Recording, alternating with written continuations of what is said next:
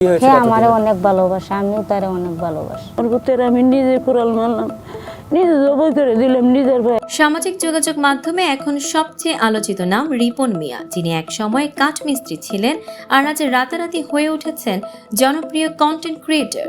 কিন্তু সম্প্রতি এক বেসরকারি টেলিভিশনের প্রতিবেদনে তার বিরুদ্ধে ওঠে একাধিক অভিযোগ, মা বাবার খোঁজ না রাখা, স্ত্রী সন্তান অস্বীকার সহ নানা মন্তব্য। এ খবর ছড়িয়ে পড়তেই সোশ্যাল মিডিয়ায় শুরু হয় তীব্র সমালোচনা ও বিতর্ক। এরপর রিপন মিয়া ঢাকায় হাজির হন তার মা, স্ত্রী চম্পা ও 2 সন্তানকে নিয়ে। স্ত্রী চম্পা সাংবাদিকদের বলেন, আমি রিপন মিয়ার সঙ্গে সুখেই আছি, মানুষ কি কয় কোক না কোক, আমি এসব কানে নেই না, আমাদের মধ্যে কোনো ভেজাল নাই, ঝামেলা নাই। রিপন মিয়া আমাকে অনেক ভালোবাসে, আমিও তাকে ভালোবাসি। অভিযোগের বিষয়ে রিপন বলেন, 1.5 বছর আগে ভাই সাহেবের ভিডিওতে আমি বিয়ে ও বউ নিয়ে কথা বলেছিলাম, কিন্তু ওই সাংবাদিকরা যখন বারবার একই প্রশ্ন করে যাচ্ছিলেন, তখন আমি তেড়ামি করে বলেছিলাম আমি বিয়ে করিনি, কে জানতো এটা এমন ঝড় তুলবে।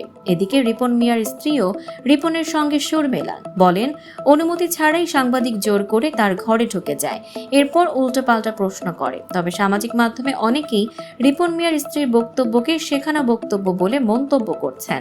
রিপনের মা ফাতেমা বেগম জানান, ভুল বোঝাবুঝি হয়েছে প্রতিবেশীদের প্ররোচনায়, প্রতিবেশীদের প্ররোচনাতেই ভুল বোঝাবুঝির সূত্রপাত। তার ভাষায়, অনেকে বলে তোমার ছেলে লাখ লাখ টাকা কামায়, তোমাকে কি দিছে?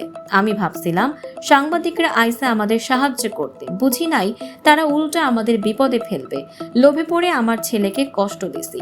রিপনের পরিবার একসঙ্গে জানিয়েছেন তারা ভালো আছেন এবং সব ভুল বোঝাবুঝি মিটে গেছে।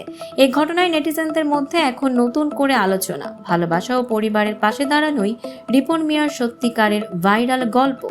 সাম্প্রতিক ও চমকপ্রদ এমনই সব খবর পেতে ফলো করুন আমাদের ফেসবুক পেজ CB24 TV এবং সাবস্ক্রাইব করুন ইউটিউব চ্যানেল CB24 অফিসিয়াল।